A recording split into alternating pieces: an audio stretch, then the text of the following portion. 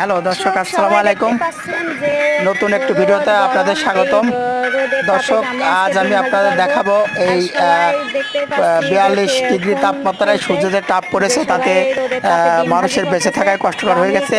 এর মধ্যে আমি রোদের মধ্যে একটা কড়াই রাখছি এবং আপনাদের একটা ডিম ভাজি করে দেখাবো। এই রোদের তাপে একটা ডিম ভাজি করে আপনাদের দেখাবো দর্শক।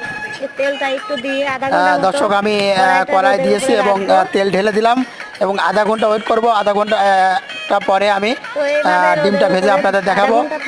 দর্শক, গরম হোক, তারপর আমি আধা ঘন্টা রেখে দিচ্ছি, এই যে রোদে রেখে দিলাম।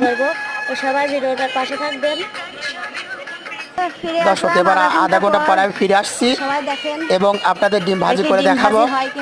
দর্শক দেখুন, ডিমটা ভাঙলাম, ভেঙে কড়ার উপর এখনই ছেড়ে দেবো। দর্শক দেখুন, ছেড়ে দিছি, ডিমটা ভাজি হয়ে যাচ্ছে। দেখুন দর্শক, ভাজি হয়ে যাচ্ছে। সকলে আমার চ্যানেলটাকে